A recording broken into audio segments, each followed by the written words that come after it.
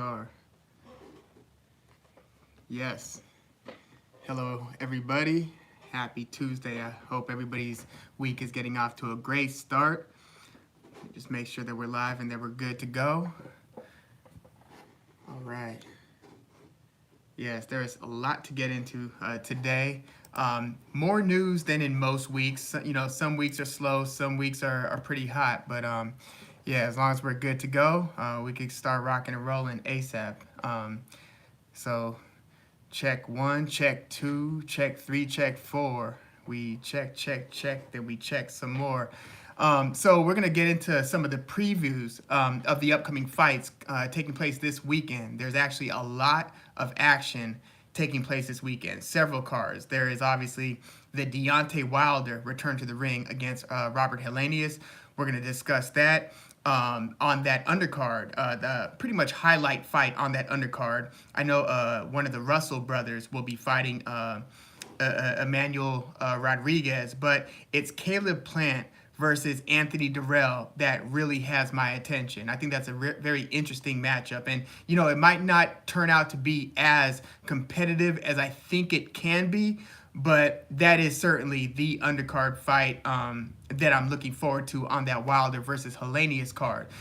We also obviously have Devin Haney versus George Kambosos 2.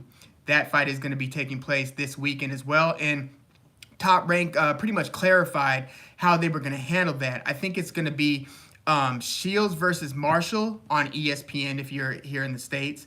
And then the Devin Haney versus George Kambosos 2 card. So they worked it out time-wise because I was wondering how they were going to handle that conflict, being that Devin Haney versus Kambosos 1 taking place in Melbourne pretty much took place you know, around the world at the same time that your typical UK card takes place. So I, you know, was just wondering how they were going to figure that out. Jay Foreman is in the house. What's up? Thank you for coming through. Heck yeah. Yeah, there's a lot to get into. Obviously, there are the multiple cards. There's the Wilder-Helenius. There is the Haney-Kambosos 2. And then, of course, there's the rescheduling of Claressa Shields versus Savannah Marshall. And then on that undercard, Mikaela Mayer versus Alicia Baumgardner. Now, I just dropped previews for Deontay Wilder versus Robert Helenius. That one I dropped like a couple of days ago. And then I more recently dropped Devin Haney and George Kambosos 2, and also Caleb Plant versus Anthony Dirrell. I'm about to drop the Claressa Shields versus Savannah Marshall, kind of an update. I had done the initial preview before the fight was postponed, but I want to give like a fight week, kind of like a last thoughts type of video. That's going to come out either tomorrow or the day after tomorrow. And then the Mikaela Mayer versus Alicia Baumgardner preview, I should be dropping early tomorrow morning. By the way, Frank Sanchez returns to the ring on that Wilder versus Helenius undercard as well. He's going to be fighting Carlos Negron. And as I mentioned, Gary, I think it's not Antoine, Gary Antonio Russell, I believe, is fighting Emmanuel Rodriguez. So we're going to get into some of those fights, kind of do some preview. I want to get your thoughts on what we should expect this coming weekend. And should we expect anything different than we were initially anticipating given the postponement of Claressa Shields versus Savannah Marshall? Basically, do you have a hunch that somebody is going to have difficulty cutting weight twice within like a 1 month period? Same thing with Alicia Baumgardner versus Mikaela Mayer, or should I say Mayer versus Baumgardner in that case. Rod Rivas is in the house. Thank you for coming through. Heck yeah. So we're going to preview some of those upcoming fights this coming weekend. There is also some fight or fighter news that broke this week. Growth through calisthenics. Heck yeah. Thank you for making it through. Yeah. You know, I don't know if you guys heard, but Teofimo Lopez versus Jose Pedraza. It's not yet made official, but it looks like that's what they're angling at, and it looks like the fight date for Teofimo versus Pedraza would be December 10th. I think we've discussed this a couple times. This is kind of the perfect step-up fight at 140 for Teofimo Lopez. Granted, Jose Pedraza has been at 130. He's been at 135. Now he's at 140. But just where he is in his career, I feel like this is an appropriate 140-pound bout for Teofimo Lopez. So if that is in fact the fight that they make, I think that that's a pretty well-suited matchup for Teofimo, especially because he's not going to be fighting somebody who, like his last opponent, who just wants to keep on coming forward. He's going to be fighting Jose Pedraza, who's going to make you find him in the ring. Pretty elusive, right? So Teofimo Lopez is probably going to have to set up punching, power punches, in his traditional style with a lot of feints, jabs to the body to then open the opponent up. But I feel like Pedraza is really going to make Teofimo Lopez find him and make him work to land effective power punches. This might be a pretty interesting match given the styles. We've got Upheaval 963 in the house. Thank you for coming through. Benjamin Tucker. What's up, cousin? Thank you for coming through, Benji.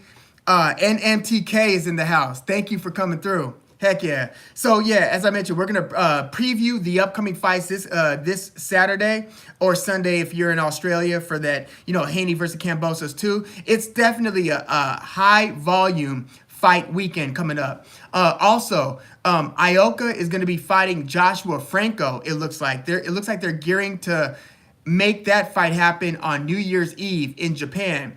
Ioka is one of the belt holders at 115. Let me double check that. Yeah, it's 115 because that is where Bam Rodriguez is going, right? That's where he's fought his last 3 fights. It looks like Bam is probably going to go back to 112 at least for the time being to basically make way for his brother Franco, who's, beaten one of the Maloney brothers twice and who looks like he's going to be challenging Ioka for his belt. Ioka just beat Donnie Nieves. So it looks like that fight's going to be taking place if it is made official for New Year's Eve. Also, Artur Beterbiev is going to return to the ring against Anthony Yarde. Now, we kind of knew that this was going to be his next fight since Anthony Yarde, the power punching Anthony Yarde is his mandatory opponent.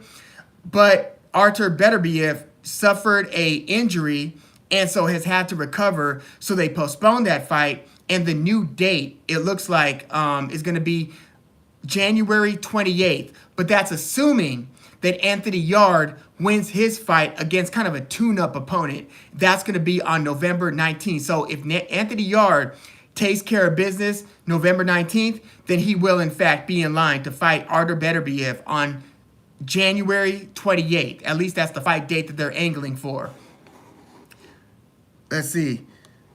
Yeah, Teofimo is the forgotten phenom. Teofimo, it looked like he was kind of shaping up to, he looked to me like he might have been the most well-rounded of that class of 4 princes or whatever, right? With the slightly older Gervonta Davis and then Ryan Garcia, Devin Haney, Teofimo Lopez.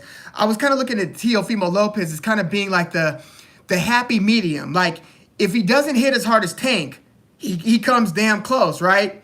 If he doesn't box as well as Devin Haney, he comes pretty damn close. So it's like he was kind of like the perfect mix of speed, power, and that patient counterpunching boxing ability, not to mention the way he was mixing up that jab high and low against Vasily Lomachenko.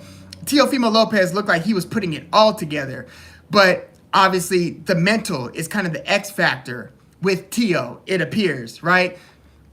Or it could just be when he has a bad night or an off night that's what he points to. Like when he had a bad night against Nakatani, he had a lot of family drama. That's what he pointed to. But, it obviously looked like there were some serious health issues with the fight against Kambosos. But yeah, Teofimo Lopez, I can't wait for him to return to the ring once again. To me, he's one of the most exciting fighters in the sport, just pound for pound. He's pretty much must-see TV. Let's see. Yeah, Jay Foreman said it's hard to believe that the ratings and the overall interest for the Haney and Kambosos fight is pretty low.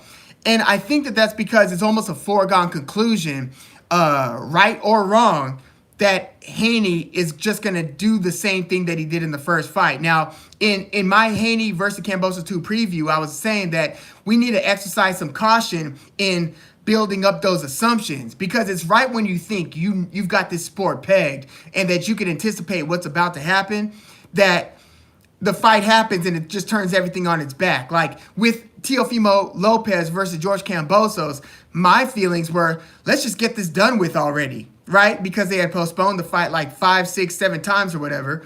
And then we got what we got in that fight. So the way I look at it, I think Devin Haney has similar pressure that he did in the first fight because he's still going to be fighting in enemy territory. He's still going to fight somebody who's got a pretty, exciting style and has pretty fast hands. So if George Kambosos does get off to a better start than he had in the first fight, and, I do think that the first 2-3 rounds were very competitive in Kambosos versus Haney won. And then I thought Haney took control more or less by the 4th round. But if Kambosos is able to get off to a hot start, then it's almost like, the crowd could be lured right into, believing that their guy's going to win. And then they're going to start, elevating the temperature, the crowd noise. And then it's, kind of right back to square one in terms of not really knowing what we should expect out of the judging. Because as it stood, the way that Kambosos versus Haney won was scored, it was way too close versus what we saw. I'm assuming that you guys saw something at least similar to what I saw, what we saw in the ring. So if we're going to operate under the same kind of, skewed judging where you could almost kind of tilt the scoring over 1 to 2 rounds in favor of Kambosos, then all Kambosos has to do is make this a more even fight. And then it's like we don't know what we're going to get with the actual official judges. So there's still immense pressure on Devin Haney to not only win, but to win pretty demonstratively where you remove all doubt. Because I think my belief is that unless he removes all doubt, this is kind of still kind of up in the air where it could be like a split decision or something either way.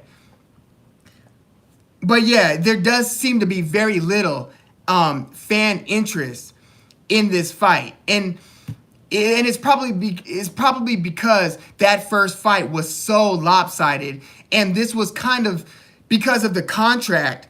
It was kind of the rematch that nobody wanted. Usually when there's a rematch, it's because we get like a Canelo versus Triple G1. Yeah, run that back. In this case, it was already set in stone that we were going to get this rematch. Even with, Alexander Usyk, Anthony Joshua, I feel like there was still more interest in seeing that one. Like, hey, Joshua, you sure you want to take that rematch now? Okay, And then because of that, there was interest because it was like, damn, Joshua really might lose 2 in a row to this guy. But with Haney versus Kambosos too, it's like not only is it a rematch that nobody really asked for, but if Haney does handle business and win in this rematch, nobody outside of Australia is really going to care that George Kambosos just lost twice, right? Let's see. NMTK said he wants a knockout by Haney. It's going to be tough. Like, first of all, Kambosos is very durable, right? Like, I mean, even though he beat Teofimo Lopez, he took a lot of clean shots in that fight. He got dropped in that fight. I think Kambosos is going to be a very tough fighter to put away. And, I think that Haney might sit on his punches a bit more, generate more power. But I don't think he's going to get head over skis to try to secure the knockout. I haven't seen evidence that he has that gear in him. Like, even when I was watching his fights on YouTube, when he was fighting like in Tijuana, Mexico, when he was like 17 years old, I would see him commanding the fight. And if he does score the knockout, it's because he was scoring the knockout within the regular conducting of business. Like his regular game plan just led to a knockout, right? I don't think that he's going to get out of character to score the knockout. He might have moments where it looks like, oh man, look at Devin Haney go to work. And it looks like he's really trying to, sit on some combinations. Because that's another thing with Haney. He's usually throwing like 1, 2, maybe 3 shots at a time. But it's generally 1 to 2 shots. And he usually doesn't follow up like a 2 to 4 punch combination immediately with another 3 to 4 punches. That just hasn't been his style. I think he's going to look to control this fight like he controlled the first fight more or less with the jab. I think that the pressure is on George Kambosos to shake things up and to make this a bit more of a fight. Yeah, so you say Kambosos just needs to be pushed back to knock him out. So you're saying that, well, here's the thing. Teofimo Lopez was trying to push Kambosos back, right? Granted, he was just throwing one hard right hand after another, but he was backing Kambosos up. But I feel like when you predictably attack Kambosos, that's where his skill set comes into play. And then he starts doing that. He's got very educated timing, with his counter punching. And I'm still not convinced that Devin Haney has faster hands than George Kambosos. I think he's a better technical boxer. But I think Kambosos, I feel like his hand speed is just as fast, at least as fast as Devin Haney's. So I feel like Devin Haney is still going to exercise caution when he's coming forward, and really, because he does come forward when he jabs, but then Kambosos will move laterally and then try to look for the next ambush opportunity. I just don't see Haney really letting his hands go, as much as he will need to score a knockout. Now, Haney has scored knockouts. In fact, when he knocked out, I want to say, was it Orozco? It wasn't Orozco. It wasn't Santiago. Antonio Moran. When Devin Haney knocked Antonio Moran out, he did attack Moran, but I feel like Moran was so spooked by Devin Haney's feints and then his punches that Devin Haney was able to kind of say, okay, I'll go to the body, go hard to the body, and then drop my shoulders, look down, swing up, and Antonio Moran was right there to get hit super cleanly with the right hand. And I think it was the right hand that put him out. And that was actually a very dramatic, knockout of the year contender. Like, if Devin Haney had a bigger name at the time, that would have been one of those knockout. It just seems like he's much more comfortable with being sweet science in his recent fights.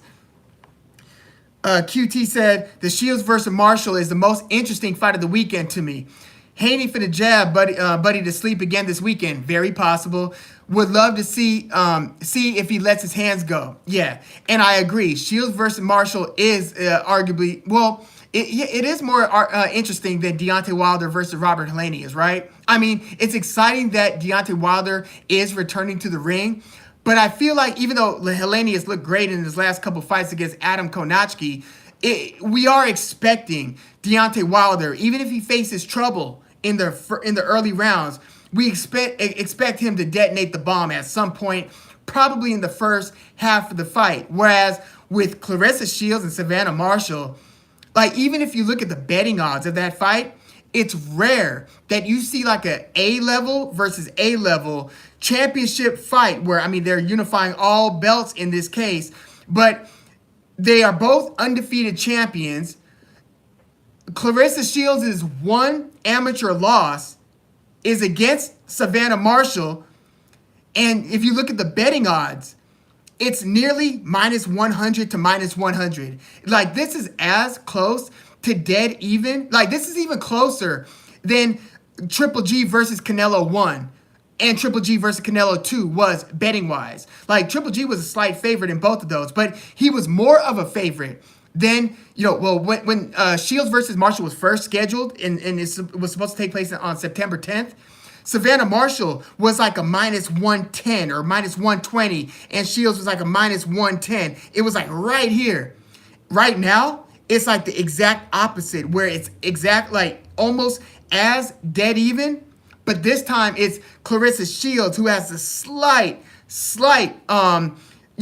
betting advantage, but it's nearly dead even. For all intents and purposes, this is as even as you get in a high level boxing fight. It's pretty amazing, actually, especially when you consider how dominant Claressa Shields has been. Like, she's had one of these careers up to this point where it's difficult to find rounds that Claressa Shields loses, right? She's kind of winning these scorecards, and they're all like 10 2-minute rounds, which changes how you evaluate some of these female fights, right? You have to factor in, wait, we're not talking 3-minute rounds here. So if you think that somebody's going to drain somebody's energy or really apply the pressure to get the stoppage, we have to always keep in mind, well, if this is only 2 minutes, then it's back to the corner, catch your breath, and then you've got to try to tire them out again. The totality of the fight is 20 minutes.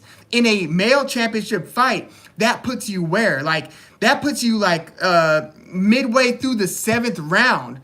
Or no, midway through the 7th round, the 20-minute mark. So, if Savannah Marshall was going to, I still really look. I'm gonna drop a final thoughts preview on that fight tomorrow morning, but my gut is still saying that. Just when I feel like I've seen Claressa Shields' ceiling, because look, I thought Christina Hammer was going to be a difficult matchup for Claressa Shields. It wasn't until I got to the 3rd round that I said, wait a second, I underestimated Claressa Shields again. She's better than I thought she was, and there she goes controlling rounds 3 through 10 again. It's possible, I have to see it to believe it, but with Savannah Marshall kind of having that cool, loose style where she drops her hands, and she's like the smoother looking operator between the two. Like, she's the one who just looks like she's got like a flow about her. Looks super comfortable, and she's just kind of picking her spots and throwing nice like lead uppercuts and counter uppercuts. Claressa Shields, to win on the scorecards, do we agree she's got to throw a lot of punches here? I feel like she's got to show enough volume to where she demonstratively wins the round, or this is in the O2 Arena. If these rounds are looking close, I kind of think that Savannah Marshall might edge the round. So, this is going to be a tough task because you've got to throw a lot of volume if you're Claressa Shields, but you've got to be super careful because out of, Savannah Marshall's 12 wins, 10 have come via knockout, which is, that is so unusual, especially in female boxing, because again, you've got 10 2-minute rounds. It's a lot harder to knock somebody out in that, period of time. So, this is one of those where Claressa Shields is going to pretty much have to fight the best fight of her career to come out on top here. So, this is a very interesting fight. QT, they are disrespecting Anthony Dirrell in that Caleb Plant versus Anthony Dirrell fight. Like, Caleb Plant, I saw him like as a minus like 900, minus 1100 in certain books. They basically have Caleb Plant as a 10-1 favorite against a 2-time 168-pound WBC belt holder in Anthony Dirrell, whose only 2 career losses have come, a few years ago. We're talking 2015 in a close decision against Prime Badu Jack, and then more recently against David Benavidez, I think on the Errol Spence versus Sean Porter undercard. Those are still Anthony Dirrell's only 2 losses. And here we are with Caleb Plant where, name the best guy Caleb Plant has beaten in his career. I think it's Uzcategui, the guy who Caleb Plant beat to earn a share that IBF belt, right? Caleb Plant beat Uzcategui, and I feel like that is still his best win to date.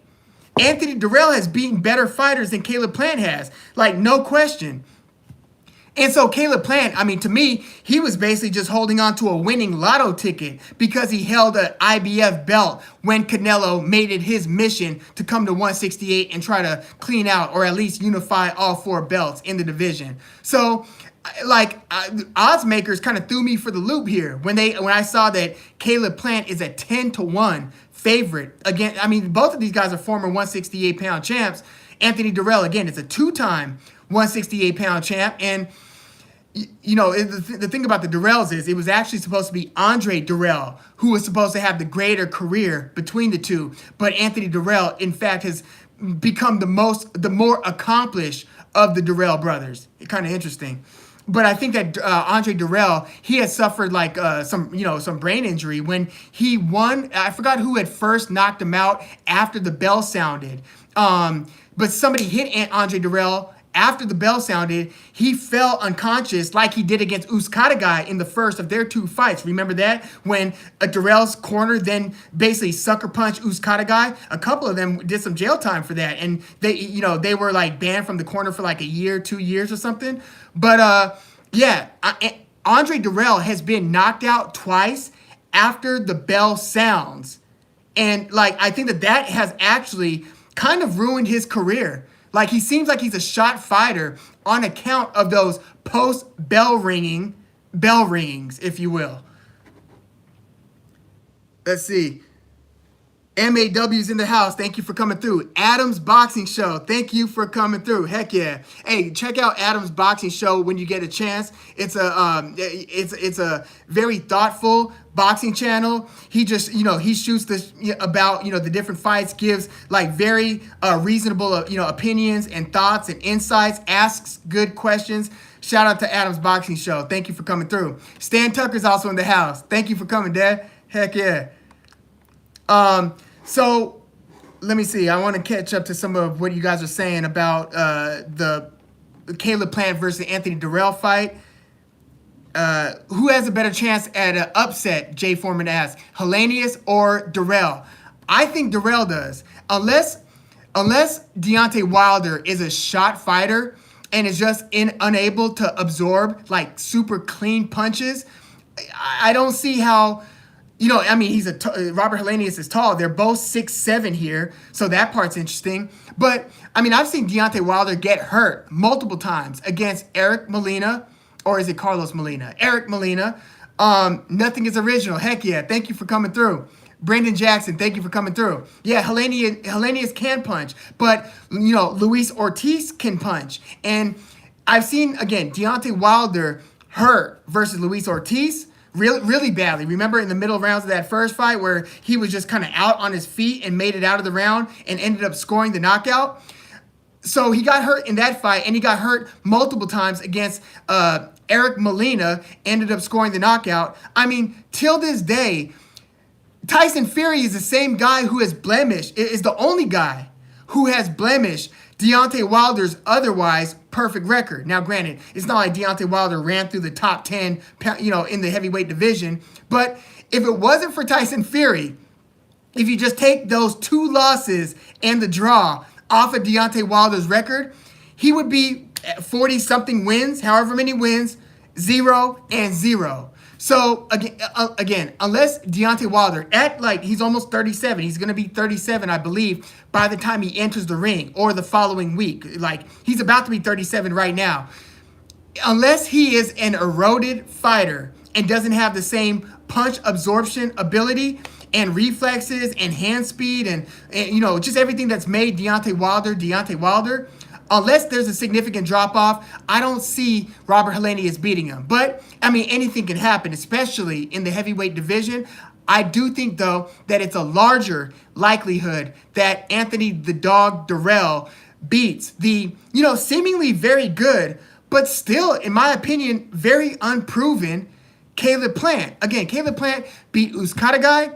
He's beaten a 40-year-old Caleb Truax, and his 3 title defenses after winning against Uzcategui to earn that IBF belt were against Mike Lee, Vincent Feigenbutz, and 40-year-old Caleb Truax. Now, Caleb Truax, was pretty good, a few years ago. He beat an aging James DeGale, former longtime champ at 168. But Caleb Plant's, his track record is just so unproven, and it's been frustrating. When you see a guy and a fighter who looks like he's got so many different tools, and you start imagining him fight the other best guys in the division, and you're like, damn, I think we got something here. That's how I felt about Caleb Plant in the fight before he fought Uzcategui, and then when he fought Uzcategui, I'm like, damn, Caleb Plant is looking nice. And then he has his first title defense, and he knocks out Mike Lee. I'm thinking, okay.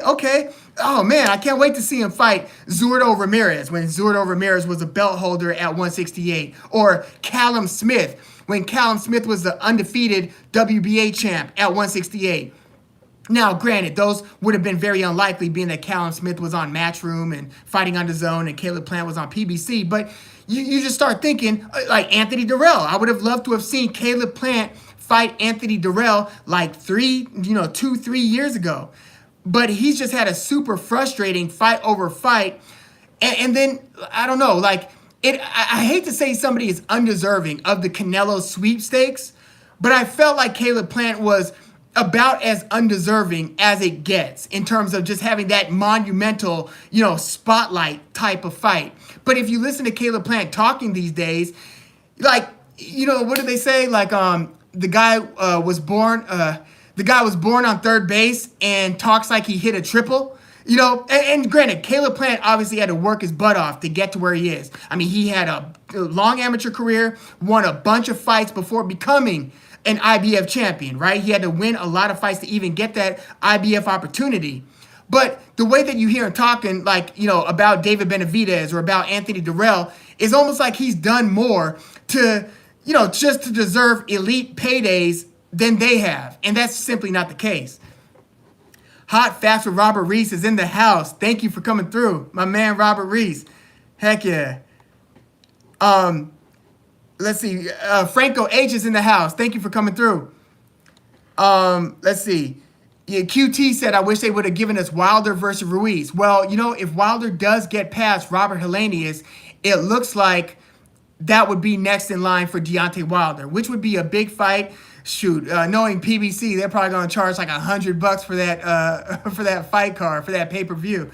But yeah, that looks like it would be the next step for the next fight for Deontay Wilder should he get past Robert-Helenius. Ryan Hong is in the house. Thank you for coming through. He said, no chance that Marshall wins. She's too slow. That's interesting because, I think Clarissa Shields does have the hand speed advantage. And if she could kind of demonstrate that and look like the faster fighter where the harder puncher is hesitant to let their hands go because of, yeah, that's also true, Brendan Jackson. Timing beats speed. That is true. She would have to time the hell out of Clarissa Shields. But sometimes you watch a fight, right? And then the person, like when Roy Jones Jr. went up to fight John Ruiz, I remember my dad, he's in the house, Stan Tucker, said, he said, when you see, and he also called, by the way, he said Evander Holyfield is going to beat Mike Tyson. Tyson was a big favorite. I thought he was crazy. I was convinced Mike Tyson, after coming back out of jail and beating, McNally and Buster Mathis Jr. and Bruce Seldon and who else did he fight? One more. But then he fought Evander Holyfield. And I remember my dad was the only person I knew who was saying that Evander Holyfield was going to beat Mike Tyson. But he also said that once you see John Ruiz go like this, when Roy Jones Jr. goes like that, you know that Roy Jones Jr. has got John Ruiz where he wants him. And the first couple of rounds, they were kind of testy. I'm like, man, is the bigger, the heavyweight John Ruiz going to catch Roy Jones? And so he's coming forward.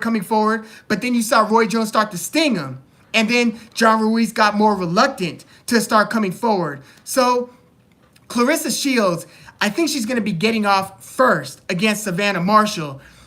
But she can't hang around too long in these exchanges. But here's another thing. Clarissa Shields, in my opinion, is a very underrated defensive fighter. Now, granted, her defense is kind of keeping the opponent's hands at bay because they're so worried about Clarissa Shields' 3 to 4 punch combination attacks. So is Clarissa Shields going to be satisfied with throwing only? Now, if you've seen Clarissa Shields, she throws several punches per combination, right? Especially once she starts rolling. I think Lou Savarese, if I'm not mistaken, was the person who Tyson fought on his comeback after losing to Evander Holyfield. I think Savarese might have been his first fight back. But I could be wrong. I'm going to check the wiki or something. But I think Savarese was Tyson's return fight after getting stopped by Holyfield, either the first or second time, something like that. But Clarissa Shields, is she going to be satisfied with throwing 1 or 1-2s? And I'm having trouble imagining what that fight is actually going to look like because I have yet to see the Savannah Marshall fight where she does not dictate the terms of the exchange. Because Savannah Marshall likes to feint too. And again, she likes to do these different movements. And sometimes, even if it's not a feint, sometimes when you're just kind of going like that, you're already kind of keeping the fighter on edge because you're able to throw punches from this angle or from this angle. And she'll lean in, lean back because she's going to have a significant height advantage. We're talking about 5'8", versus 5'11 and a half. So it's going to be at least a 3-inch advantage, a height advantage for Savannah Marshall. So Claressa Shields is going to have to come in on Marshall. And I imagine she's going to be doing so with the jab. Jab high, jab to the body. But is she going to be able to basically take Savannah Marshall out of rhythm? Because she's going to need to. Because if not, Savannah Marshall's got a nice jab too. And she's got a nice kind of peppering left hand, or I'm sorry, straight right hand. She she sets up her power punches, but she's also usually winning the round. Like, it's not feast or famine with Savannah Marshall. It's not like she needs knockouts to win the fight. But she gets the knockouts more often than not. But she's usually winning the rounds that she's not knocking the opponent out. So, yeah, this is going to be a really interesting fight, but I do suspect that there's just a possibility that we could be watching this fight, and then by round 4, we could be like, why didn't I think of that? Why didn't I think, except for Ryan Hong, who says Savannah Marshall's got no shot. Why didn't I think that, Claressa Shields was just going to take total control of this thing by like the 4th and 5th round? I would be surprised if she does so, but Claressa Shields has surprised me before. I'll put it like that. Yeah, you're Francois Botha. I think Tyson also fought Francois Botha after he lost to Holyfield. I think there were 4 fights. Oh, I know. It was Peter McNeely, Buster Mathis Jr., Frank Bruno. That was the Frank Bruno rematch was the 3rd fight out of prison. And then Bruce Seldon, the night that Tupac got shot. And then Evander Holyfield. So Botha, Galata, Savarese, those were all after the Tyson Holyfield, at least after Tyson Holyfield won. Yeah, Dirrell should not be a 7-1 underdog. That is totally disrespectful. It's almost like the betting odds. The odds makers don't know who Anthony Dirrell is, or might it be because we have also seen Anthony Dirrell fight way too closely against Avni Yildirim. Like, that fight ended up being a technical decision win for Anthony Dirrell, but if you watch the fight, that one really could have gone either way because Anthony Dirrell's legs, to me, they're starting to look like old legs. Like, he used to keep the fight in the middle of the ring a lot better than he does now. Now, I feel like Anthony Dirrell is almost at the point of his career where he likes to kind of like hang out on the ropes, use a lot of those kind of crafty roll with the punches, kind of throw the punches off the ropes. That's kind of where Anthony Dirrell is, like at least in the second half of the fight. Now, first couple rounds, he might be in the middle of the ring. I suspect that Caleb Plant still has the much fresher legs. So I think that he's just going to be a more consistent, minute over minute, more consistent, sharp boxer, sharp puncher. And I think Dirrell's going to end up waiting a little too much. And, Caleb Plant, I could see kind of seizing control of the sweet science, the chess match, if you will. If the dog, Dirrell, can't make this a dog fight, then I could see Caleb Plant kind of controlling the terms of the exchanges, given the snappiness of his punches, his still very sharp reflexes, and his fresher legs, taking control by the second half of the fight, where he wins via decision. Dirrell does have good power, and he showed that good power in his last fight when he scored that knockout on the Canelo versus Caleb Plant undercard, right? And he really needed that knockout too, because, after that loss the stoppage loss to David Benavidez, we were pretty much like, okay, I guess that's it for, Anthony Dirrell in terms of him being like an elite fighter, right? And then he fought to a split draw versus Kyron Davis. Now, you might remember Kyron Davis being one of David Benavidez's most recent opponents. David Benavidez destroyed Kyron Davis. Kyron Davis didn't make it the distance, but Kyron Davis fought Anthony Dirrell to a split draw. Not a great look. So if you couple that Kyron Davis performance for Anthony Dirrell, along with that Avni Yildirim super close fight that was stopped because of a head clash that cut Anthony Dirrell's eye, so then they went to the cards and Dirrell pulled out a super close decision.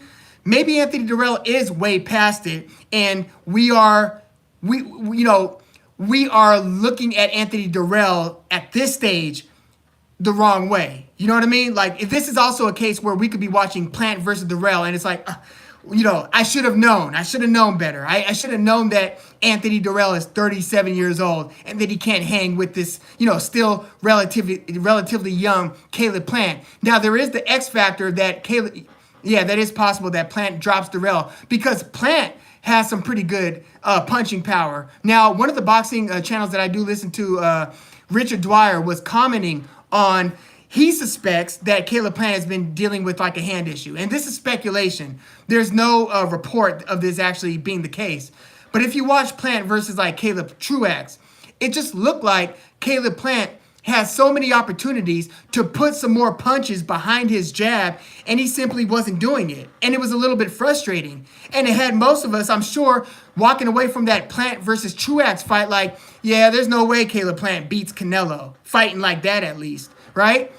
So, and if you also consider that Caleb Plant is coming off of a knockout, right? And he's coming off of a knockout, he got beaten up pretty badly. And it wasn't like one of those stoppages where the ref jumps in. No, Caleb Plant hit the canvas like twice or three times. And by the last time he hit the canvas, he was just kind of like, he was done. He really got beaten up over, especially in those last couple rounds, by Canelo. So, being that this is Caleb Plant's first fight back, you never really know for sure what to expect, but I expect that he's going to bounce back from the loss pretty well. I don't know if it's because he's still young. I don't know if it's because, maybe I'm underestimating the beating that he took at the hands of Canelo. Maybe we are underestimating that.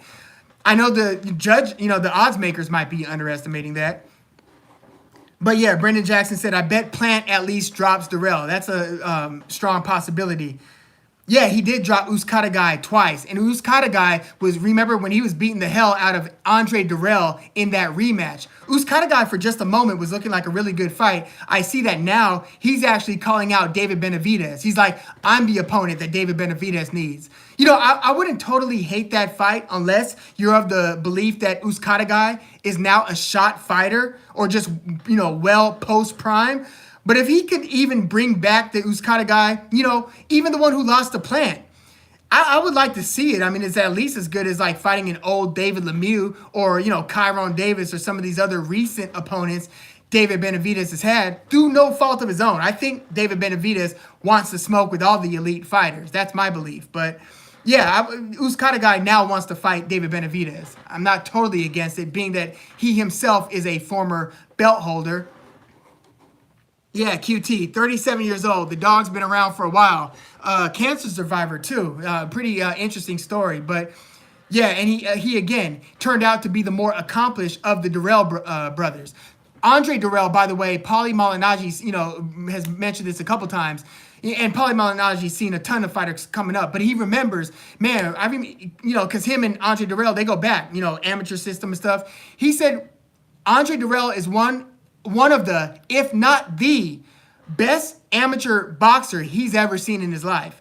Paulie Malignaggi said that, like coming up, Andre Dirrell was the best amateur fighter he had ever seen, which is really kind of interesting given the professional career that Andre Dirrell had. But hell, I mean, David Reed was the only gold medalist in the same Olympic class that featured Floyd Mayweather Jr.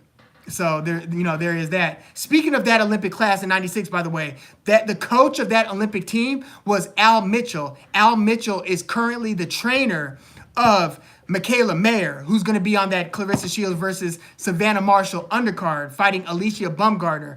Are you guys pretty damn excited about that fight? Because I look at this as being like technician who throws good volume versus a relatively inexperienced but is improving rapidly, kind of a super athlete where Alicia Baumgardner actually is able thus far to kind of pull off that Roy Jones style.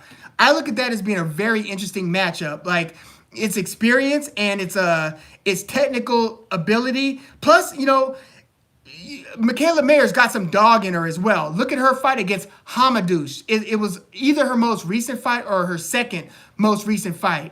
But I think Jennifer Hahn might have been her most recent fight. So it would have been Hamadouche just before that. Go look up Michaela Mayer versus Hamadouche, and you'll see the pressure that Hamadouche put on Michaela Mayer. Michaela Mayer got hit a lot in that fight, and she really had to kind of dig in and oblige in a phone booth style fight against Hamadouche, and she ended up pulling it off. But yeah, Al Mitchell is Michaela Mayer's trainer. Very, very esteemed trainer. Oh, nothing is original. Thank you. Yeah, I've been paying way too close attention to this stuff, man. But yeah, thank you. Yeah, Brendan Jackson. If Michaela Mayer versus Baumgardner ends in KO, that will be super dramatic. Either way, whether it's Michaela Mayer KOing Baumgardner or vice versa. Brendan Jackson says, I've always had Benavidez stopping Caleb Plant.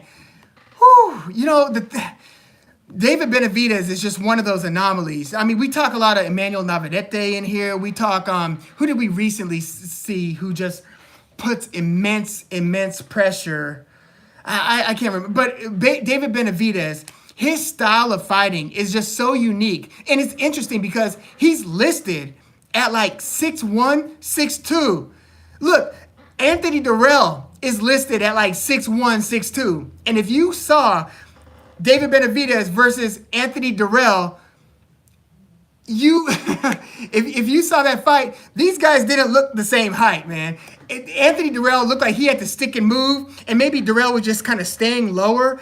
But David Benavidez looks like he's at least a good 6'3", doesn't he? He looks like he's at least Callum Smith's height. And Callum Smith is 6'3". So, yeah, David Benavidez just has a very interesting style. Yeah, Billy, my brother, Billy Tucker's in the house. Thank you. He said Fundora. Yeah, you're right. He poses. It's a similarly exhausting style to try to combat, but obviously they have different styles of fighting. David Benavidez is a lot more kind of upright. Well, they're both pretty upright, but I feel like David Benavidez throws.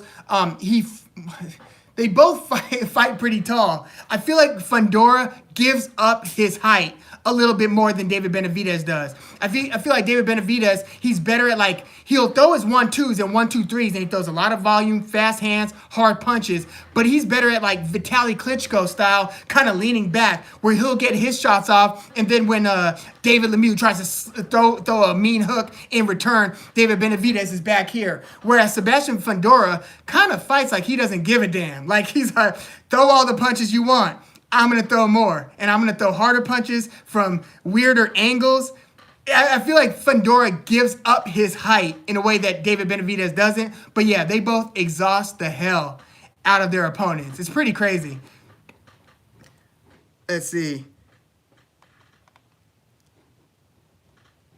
Yeah, Jay Foreman said that's the biggest advantage Plant has, his legs. He's definitely going to be moving. Dirrell might not be able to keep up. Yeah, especially in the second half of the fight. Those 37-year-old legs, it just is what it is. I mean, you notice like even old Floyd Mayweather, right? When we'll say like from the, well, I was going to say from the De La Hoya fight onward, but then when you look at the Ricky Hatton fight, no, Floyd Mayweather was right in the middle of the ring, boxing Hatton's ears off before stopping him. So let's say like from the, it wasn't the Mosley, because he was coming forward on Shane Mosley. He came forward a good deal on Marquez and Miguel Cotto.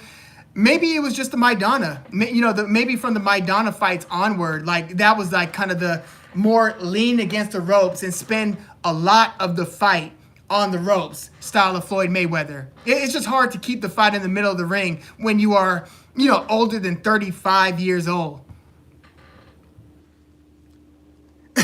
Brandon Jackson said Lemieux versus Benavidez was a bloodletting. Yes, it was. That was one of those like I felt kind of bad for Lemieux, and Lemieux like what, a month or two later lost his father or something, or something. He lost his father, I think, kind of shortly after that. But David Lemieux, man, like it was like he tried, but it just seemed like damn near every punch that David Benavidez threw, he landed flush.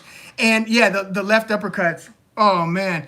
Because David Lemieux kind of has one style of fighting, and it just didn't mesh well with what David Benavidez brought to the table. Not to mention, you basically had like a 160 guy in David Lemieux coming up to 168. I know he had fought a couple times at 168, but he's not a 168 fighter.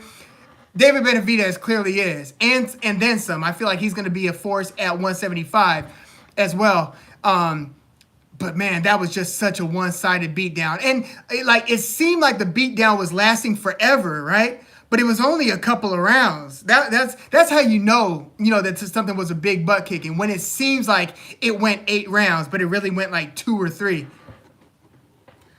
Let's see.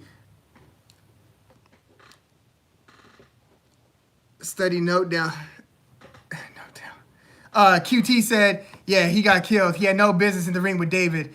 Yeah. Fundora definitely gives up his height and likes to fight on the inside with volume, which I don't know if that's going to work well against somebody like Jermell Charlo. And I think last time we were talking about, what a Brian Castano versus Sebastian Fundora fight might look like. I would really want to see that. I would want to see that almost as much as Jermell Charlo versus Sebastian Fundora. How did I get into watching a lot of boxing? Just as a kid. I feel like my earliest memory was Tyson knocking out Michael Spinks in the first round, but I was too young to really even know what was going down. I just remember all the adults in the room yelling, "Tyson, Tyson, Tyson," and seeing another guy just on his back. So I remember that. But then, I think it was probably like 94, or it was Chavez Whitaker. I remember that one, and that one I remember everybody being really invested into that fight, and it just being a very important event. I remember Holyfield knocking out Buster Douglas, but I remember Holyfield and the Riddick Bowe trilogy. That's, I think, when I became like an actual fan, when I started caring about what was going on. I'm also aging myself there, by the way. I'm almost 40. But Riddick Bowe versus Evander Holyfield, there was just so much action, and I just thought that was always what boxing is, like that every fight should look like that. And by the way, I recently rewatched, the first Evander Holyfield coming in with the belt against Riddick Bowe, the Big Daddy Bowe from Brooklyn, the challenger at 6'5", Holyfield, the former cruiserweight. So you have basically the same. Alexander Usyk is 6'3". Evander Holyfield is more like 5'11", 6 feet flat, right? You had 6'5" Riddick Bowe, but you had Holyfield just taking the fight to Bowe, and Bowe taking the fight to Holyfield. So I'm sure most of you have seen it, but go rewatch Holyfield versus Bowe 1 and 2. It'll make you fall in love with boxing all over again. But that was where I first became a fan. And then just slowly after that, watching one career after another. Like I remember before Oscar De La Hoya was like a multi-division champ, when he was fighting guys like Obakar or John Molina. Basically early De La Hoya, when he was just kind of somewhat fresh off the Olympic gold medal, and he was just mopping these guys like at 130. Think about it. Given Oscar's height, he was just killing it at 130, then 135. Then he started fighting like Rafael Ruelas and Chiquitito Hernandez from South Central Los Angeles. But yeah, De La Hoya's career, I remember just having to watch every De La Hoya fight. And then basically becoming fans of the guys fighting De La Hoya. So, Felix Trinidad, Pernell Whitaker, obviously, Ike Quartey, and then Shane Mosley. Then I became a huge Shane Mosley fan. But also around the time I got into Oscar was probably about a year before I got into Roy Jones Jr. So the first time I saw Roy fight was Roy Jones Jr. versus James Toney. And I'll never forget when Roy did that chicken thing.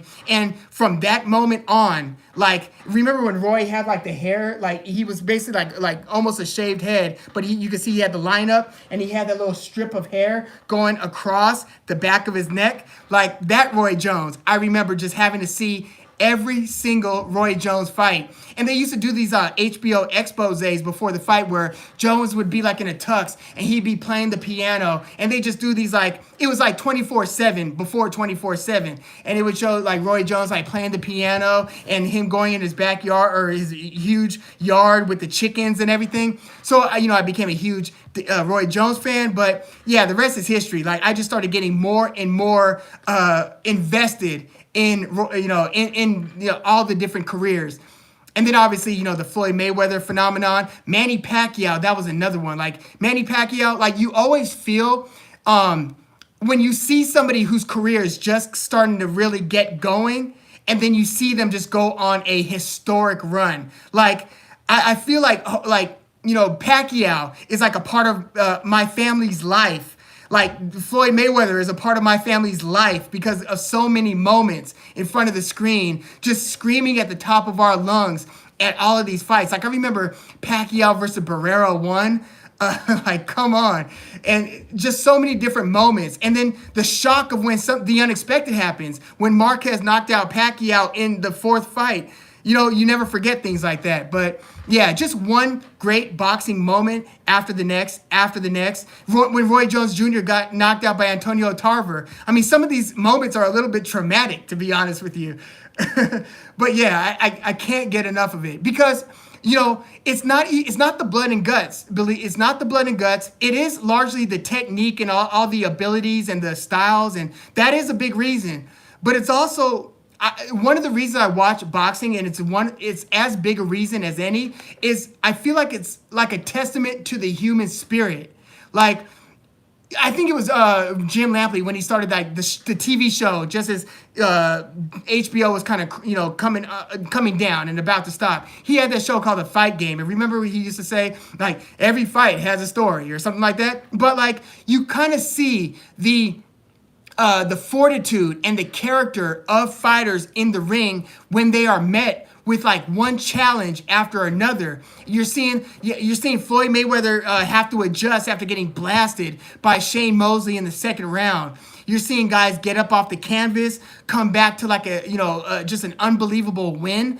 You see guys who start breaking in spirit, and then you start like looking at them differently, and you almost start to look at their internal character differently when you could start kind of sensing a bit of quit in a fighter. And so I just feel like there's so many like human revelations that take place in the ring. And I feel like that's one of the big reasons I watch the sport. It almost like makes you wonder like whether you, like whatever your walk of life is, whatever your job is, your career is, your next endeavor is, it makes you ask yourself, am I given enough? Do I have what it takes after seeing something remarkable or damn near miraculous take place in the ring as a byproduct of the human spirit that's being exhibited? So there are a lot of reasons to watch boxing, but those are a couple of the main reasons why I watch. Yeah, that Icorte De La Hoya fight was really good. And I remember when Fernando Vargas then beat Icorte, had him up against the ropes by the end of the fight. Fernando Vargas. By the way, I want to get into, not too much about it, but I definitely want to at least momentarily address the Conor Benn thing. I did a little, you know, kind of a reaction video to the news and to the cancellation, but is his career ruined? Like, I have no doubt that he's going to find another payday. But do you think that his whole career has been a sham? Like, and I remember, like, I watched a lot of other videos in the wake of the news, right? In the wake of the PED test. Here was one of the, like, a mega fight was kind of shaping up. And Eddie Hearn, to me, one of the best promoters in boxing, if not the best, in terms of getting out in front of things, talking to people, really just being out there, being the face of his brand and talking up this fighter and telling you why you need to watch this fight and that fight. But he was really selling the hell out of this fight.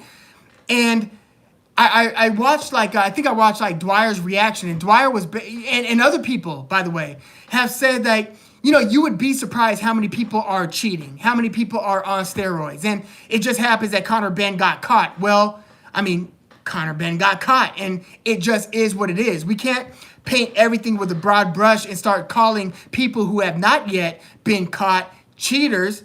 I mean, some of them are, some of them are not. But if you get caught, you have just gotten caught, and it removes all doubt. So that is just the evidence that we have to work with. And, you know, we haven't seen Conor Benn, aside from that initial statement where he just basically claimed that he's a clean fighter and we're going to get to the bottom of this. And we haven't seen too much of a statement beyond that. So it's hard to really take his word, take him, you know, at his word. And, you know, I've been pulling for this, you know, for the Conor Benn experiment. I wanted to see how far he could take it, but And you're kind of forced to then look at his body a little bit differently. Like, yeah, he has been getting more chiseled up in recent fights. And yeah, even his, cheeks and jaw are looking a little bit more shapely, right? And you can't help it because your suspicion starts to go crazy when it's revealed that somebody has been taking PEDs or PED suppressors or masking agents or, fertility drugs, right? You start to just question everything. And by the way, I would recommend you guys check out Chris Algieri's comments, being one of Conor Benn's most recent opponents. Chris Algieri said he had been hearing rumblings leading up to his fight with Conor Benn. But he said he always, anytime he hears something like that, he just sweeps it to, because he doesn't want it to mess up his focus for the fight. So he paid it no mind. He didn't take the allegation seriously. He's like, but he couldn't help but to take something away from the chirpings. But he just, recently said, yeah, he'd been hearing that about Conor Benn. And he said Conor Benn, just hit like a mule. And he said it's a lot of it's making perfect sense now because when he was in the ring with Conor Benn, remember he got knocked down that first time where he did like a backwards somersault. Literally did a backwards somersault in his first knockdown against, Conor Benn before getting his lights put out at the hands of Ben. But Algieri was fighting this guy. He said he was kind of thinking, there's no way this guy's hitting this hard. And yeah, it just, it's unfortunate. And I'm sure that there's a culture and a total underbelly. I'm sure there's a whole ecosystem where you've got the scientists who are developing the products, the people, I believe that it's like a chain that kind of goes from this guy to this guy to this guy to where, the fighter could legitimately not know what's going on because he trusts this guy who's getting the word from this guy, who's getting the word from this guy, who's getting it from the doctor, right? So I think that it kind of like the mob works. Like the people in the streets don't know who the top line mobsters are. Like they don't have FaceTime with each other. I feel like the boxing underbelly kind of works in a similar fashion. So should we feel sorry for Conor Benn? Maybe, maybe not. I personally don't. But there's a part of me who thinks, maybe he really didn't know what he was taking. There's a possibility, but you can't assume anything at this point. Let's see. Nothing is I want to get to who's Conor Benn versus Draymond Green. Yeah, right now I got Draymond. Draymond's got a nice right hand, right? And he's kind of hair trigger with it too. Now, I don't know how well he can set it up, but I'm sure his height advantage is gonna play some part against the 5'8" Conor Benn. Nothing is original said, I'm from London, so over here, the Conor Benn thing is very interesting. Public perception is two camps. One, people think that he's been doing this all along because of the level of the growth between his fights have been unnatural. So him popping positive makes sense. And then there's the other half that thinks that it was a faulty test and that he didn't do anything wrong. I don't think that it was a faulty test. That's just my opinion. And I'm not a scientist. I don't think it was a faulty test, but I think that it's a possibility that given the task at hand and given that he was going to be fighting a middleweight / 168 pounder at this catch weight, that maybe he started taking something that was out of character and, to match the magnitude of the fight, given that he was going to be fighting the Goliath, essentially. But I don't believe that either. I don't think that this is the first fight that he has had, whatever his cocktail of, we'll call it preparation medicines are. I don't think that this is the first time that he's taken this one. But that's just my belief. Again, and I don't know 100% whether he even knew what he was taking. But I do think that it is a bad look that he's not talking a little bit more, because right now the silence looks like it doesn't look like it's an admittance, but it damn sure doesn't look like a defense either. Back in the day, Mike Tyson, so is Storm. I think that if you look at Mike Tyson, well, first of all, maybe. The answer for me, for anybody damn near, is maybe. But Mike Tyson, if you look at his body type in the 80s, he wasn't that swole. He wasn't. I mean, you see, I see. Okay, Frank Bruno was more ripped and muscular than prime. I'm talking mid to late 80s. Prime Mike Tyson. Frank Bruno was more ripped. Anthony Joshua is more ripped and swole than Mike Tyson of the 80s. Mike Tyson, he was broad, he was muscular, but his strength looked like it was in his thighs. This dude just had tree trunk running back like thighs. And if you look at his forearm to fist, it looked like he had a Mark McGuire-like forearm. He just looked like he's one of those guys who you give a handshake to, and it just feels like you're shaking somebody whose hand is made out of a rock. I hear Tyson actually says Holyfield has one of those handshakes too. But Mike Tyson, I feel like if he was juicing, I feel like it's more likely that he was juicing when he got out of prison. Because if you look at his mid-90s run, he looked more muscular and looked more like a weightlifter than he did when he was in his early 20s. So I think that Mike Tyson looked more ripped and kind of steroid suspicious, we'll call it, in the mid 90s versus in the late 80s. But again, the answer for me to anybody is maybe, maybe not. But I personally don't like to go I don't want to accuse people or to say, yeah, that person's cheating, at least not in public. Like in private, if I'm talking to like one or two of y'all, I'll say like, yeah, he's looking kind of suspicious, but I wouldn't declare I think that somebody is juicing if they haven't tested positive. Yeah, I think Mike Tyson was kind of a freak of nature. Holyfield was more ripped than Mike Tyson. And Holyfield was famously a gym rat as well. And I mean, sometimes you just come across people who are really just literally built like that. Like I know people who don't even work out a lot, who look more ripped than just about everybody I know who works out like all the time, or at least very often. You just have people who are kind of built like that.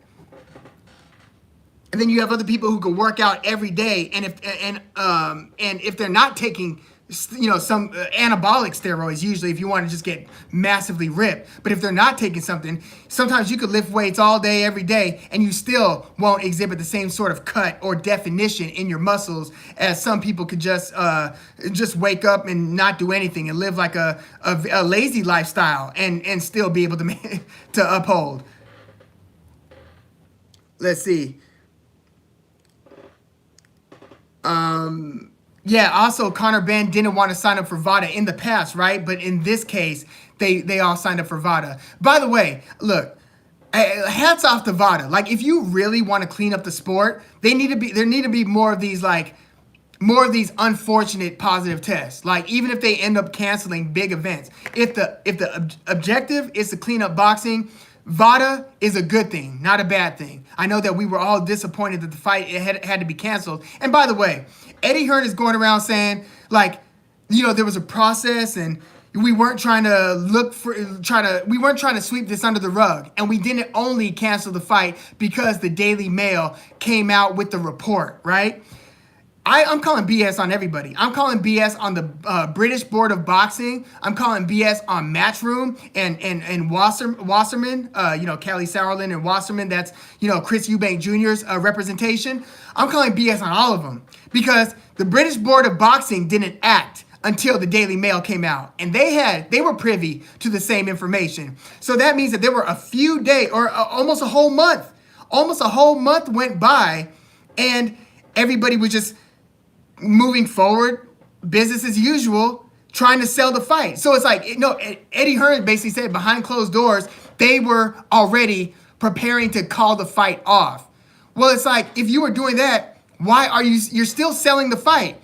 I just watched Eddie Hearn on the DAZN boxing show with Akin Barak and, on IFL TV, Eddie Hearn's like, that's the outlet that he usually talks with. And he's still just selling the fight to the high heavens. So you can't have it both ways. No, you weren't complicit and, following the process of, you knew that he tested positive. And for the next 3 weeks or so, you are still pushing forward with the fight. creating new flyers. Like I look at the Instagram for Matchroom. Where do you think I get these images to accompany some of my videos? I see like when there's a difference between like the initial flyer to the new fight week flyer on Instagram. Like these guys are making new graphics. You're not making new graphics if the fight's off, Eddie. That's all I'm saying. So no, I'm throwing a challenge flag. In the NFL, they got the challenge flag, the red flag, and I'm throwing it at, the British Sport of Boxing, Eddie Hearn. That was all hypocrisy. And right now, I think everybody's trying to clean up their mess because, you see Chris Eubank Sr. coming out saying, no, I'm coming after you. You guys tried to murder my son. Those are his words. You guys tried to kill my son. And you guys haven't heard the last from me. So, I mean, we'll see. We'll see what becomes of this. But again, if the goal is to clean up boxing, which I'm not sure if that's the goal. When you look at the way that the powers that be are operating, I'm not sure that the goal is the goal is to make money and to promote big fights and a lot of fights. I'm not sure that the goal is to clean up boxing. But if the goal is, then every opportunity that a fight has to bring VADA along,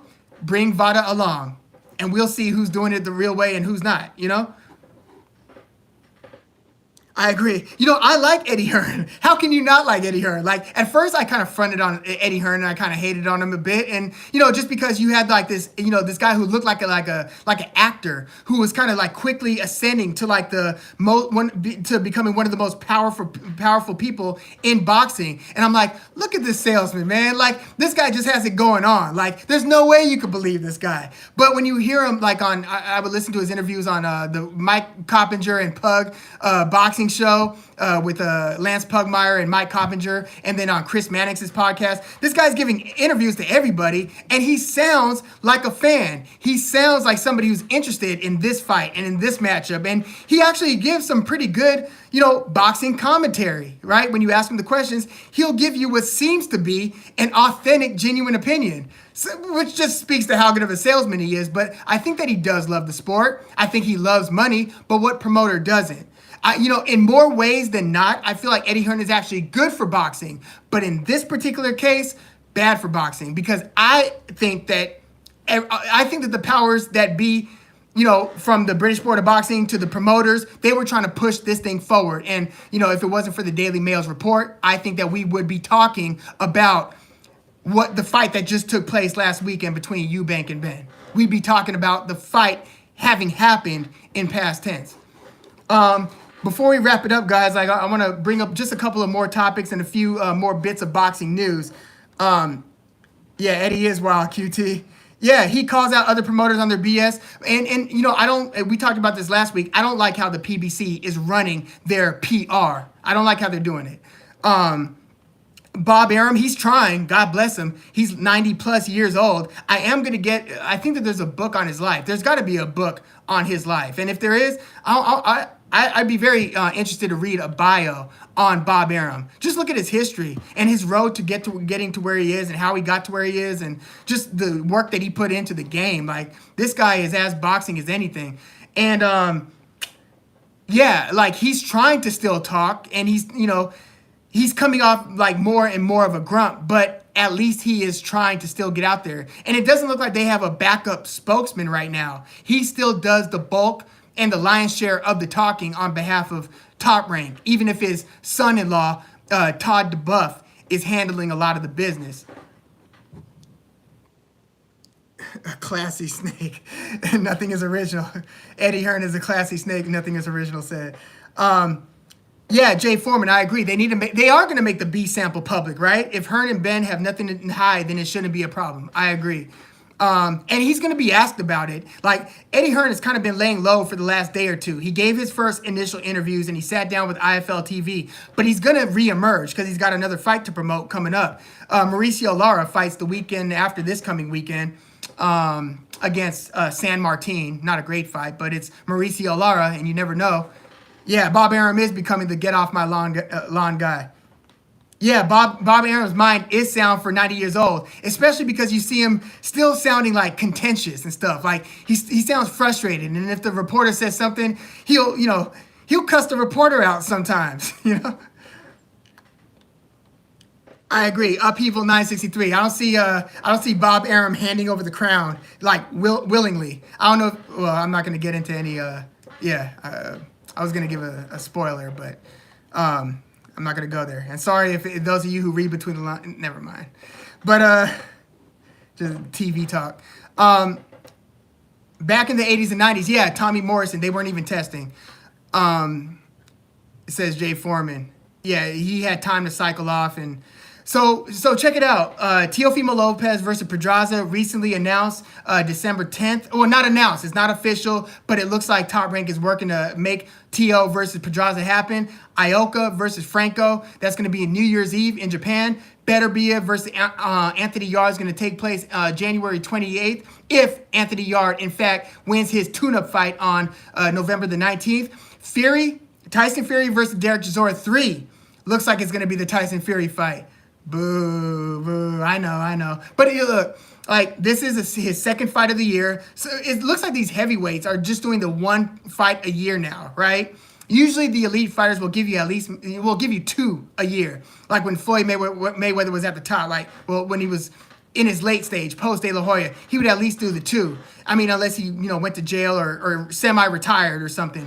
But Tyson Fury, it looks like his third fight versus Derek Chisora would take place probably December 3rd if they do make it official. I'm still holding out hope that it's somebody other than Derek Chisora. But then when I heard Frank Warren say that it looks like it's going to be Tyson Fury, Derek Chisora 3, I'm like, it looks like that might be the case. Gervonta Davis versus Ryan Garcia. I don't know if you guys caught this, but they both tweeted, because that's the only news that we have to break between Gervonta Davis and Ryan Garcia is tweets and, in club near altercations. But one of them tweeted done, and then the other within 5 minutes said done deal. They both had eyeball emojis in their done and done deal tweets. So I don't know. Take what you will. Like, did they get the deal done and they're going to announce it in a few days? We can only hope. So Jose Zepeda versus Regis Prograis, that is now officially taking place November 26th. It's going to be a pay-per-view. I'm going to try to go to that fight. It's going to be in Carson, California. I love that venue. Billy, tell me if you're down the road. Benji, are you going to be in town? If any, whoever else is in Southern California, I don't know. Let me know if you guys want. Feel free to drop where you guys are from, because I feel like I've been talking with y'all for a long time. I don't know where you guys are from. I know some, was it Nothing Is Original? I know you're from the UK, but yeah, Carson, California is a really cool venue. It's not as big as like the Staples Center turned Crypto.com arena, and then there's the Forum in Inglewood, but the Carson, it's like a smaller venue. I had watched Jermell Charlo versus Brian Castano too earlier this year over there. Love the venue, but it looks like that's where they're going to stage Jose Zepeda versus Regis Prograis, and it's going to be, again, for the vacant WBC 140-pound belt. Stan Tucker, Dad said, let's do it. You going to be in town? If you are, I'm with it.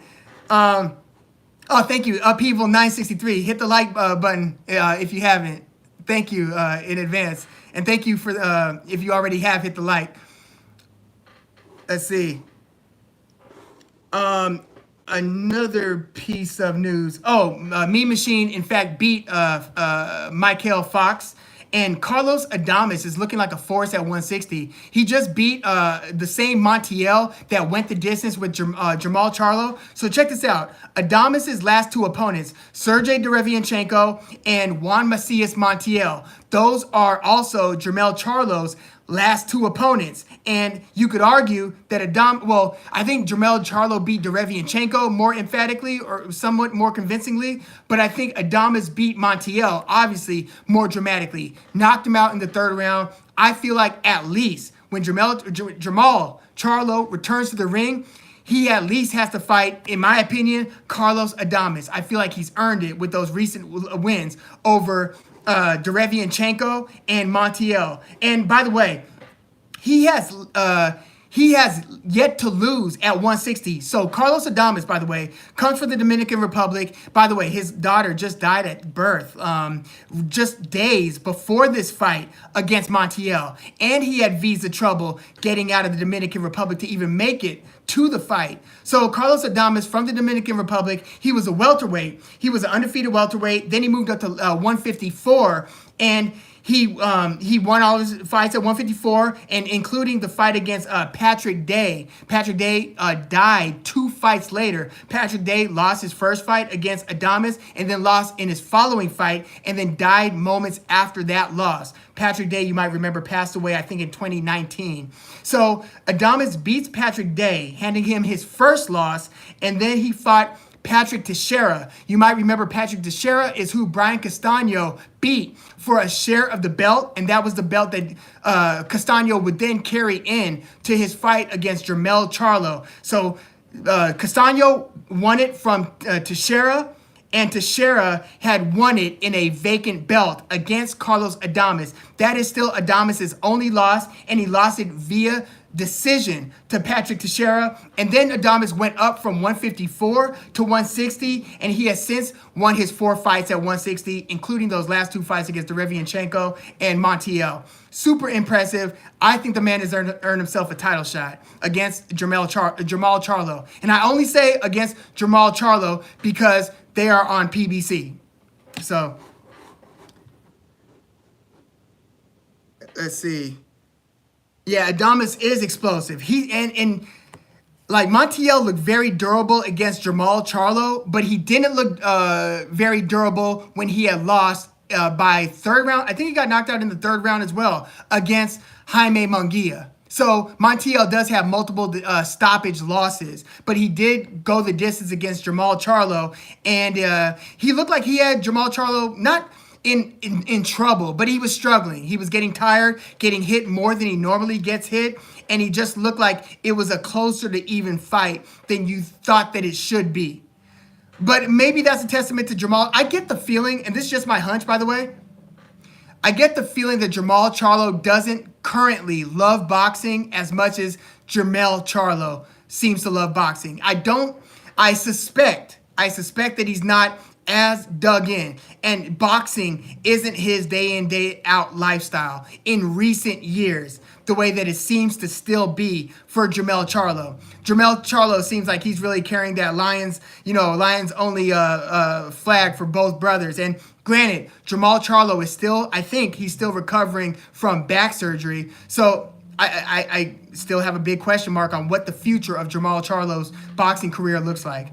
But Zepeda versus Prograis, November 26th. Jesse Magdaleno's injured, so Robeisy Ramirez is going to have a different opponent on that Lomachenko versus Jermaine Ortiz undercard. Alexis Rocha, he's the other guy on Golden Boy he knocked out Blair Cobbs. Blair Cobbs just beat Maurice Hooker. Alexis Rocha, whose only loss is, who did he lose to? Was it Rashidi Ellis? I think his only loss is to Rashidi Ellis. But Alexis Rocha, a promising Golden Boy fighter. I think after Munguia and Virgil Ortiz and maybe Jojo Diaz, Alexis Rocha might be the next most promising. Well, let me stop there. Golden Boy's got a few very good prospects, so it's hard to say. But Alexis Rocha is looking pretty promising at 147. So Alexis Rocha versus Jesus Perez is going to be on that Jojo Diaz versus another very good prospect, Williams-Zepeda undercard on October 29th. That is 2 weekends after this coming weekend.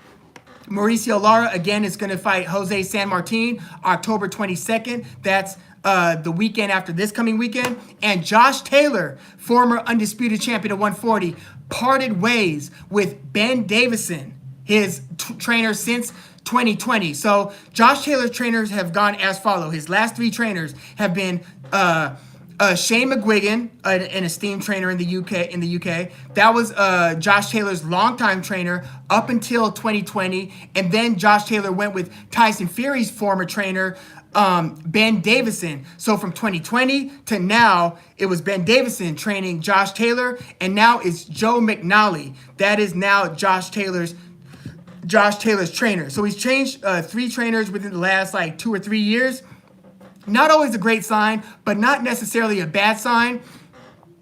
But Josh Taylor has also obviously relinquished 3 of his 4 belts at 140 in pursuit of that rematch that looks like it's going to take place in January against Jack Catterall for the second time. So yeah, that's oh, by the way, there's a Mayweather documentary coming out called The GOAT. I'm not sure when it's coming out, but I just saw that a Floyd Mayweather documentary is going to be on the horizon pretty soon. I'm just really into documentaries.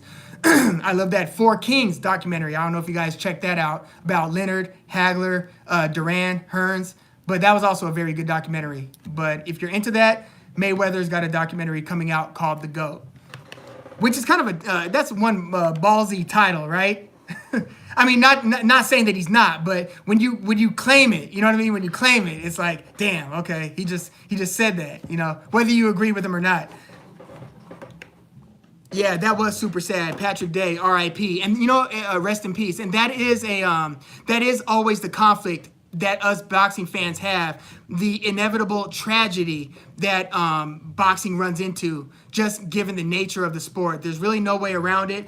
Max Kellerman actually talks very delicately about his conflicts as a boxing fan. It's quite the dichotomy, right? In one way, it's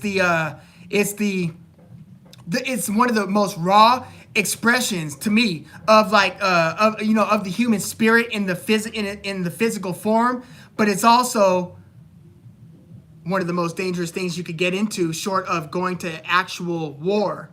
That it's the most dangerous sport out there, more dangerous than MMA, given the death count, more dangerous than the NFL, even though NFL is obviously a very dangerous sport. But boxing, because you have so many long fights where there's invincible damage, you see the guy just keep on coming forward. Yeah, he's a warrior. Well, he just took 300 plus punches in that 11th round stoppage. So yeah, it's always really sad. And we just had a recent tragedy, I think, within the last week to 2 weeks, where there was a death in boxing.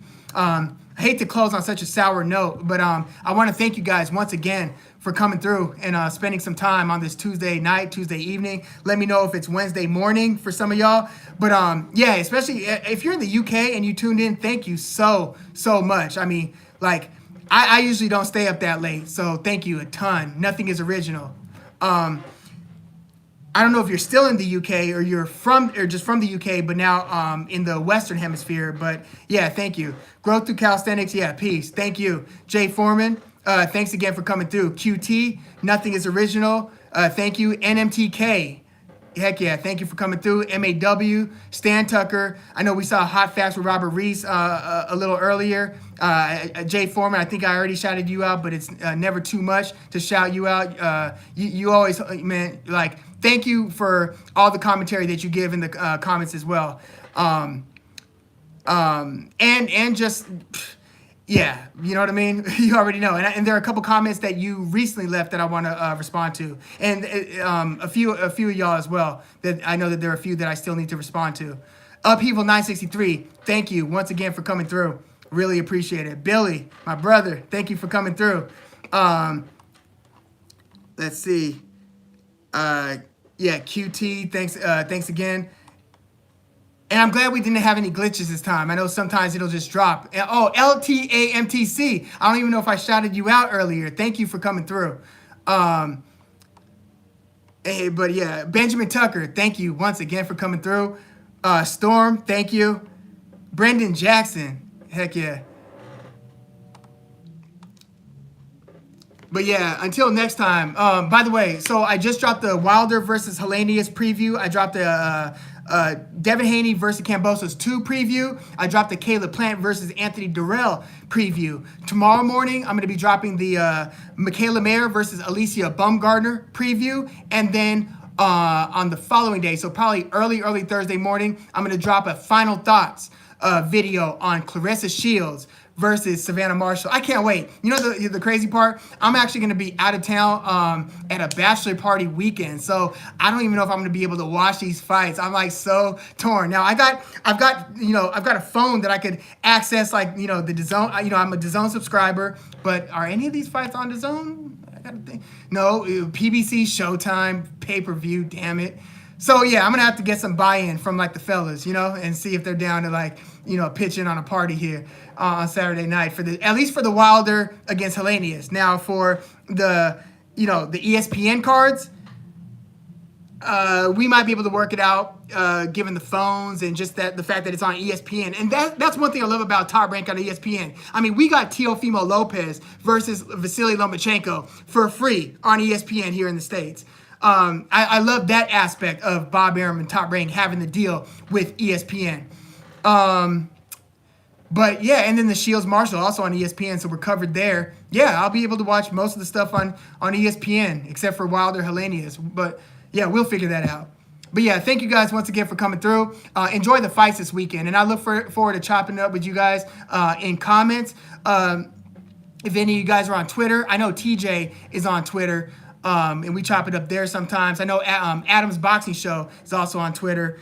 But yeah, same handle, What's Good Woog. Feel free to say what's up on Twitter, and I'll for sure say what's up back. You know what I mean? But yeah, thank you guys. Enjoy the rest of the week too, and enjoy the fights. I'm Woog. Peace.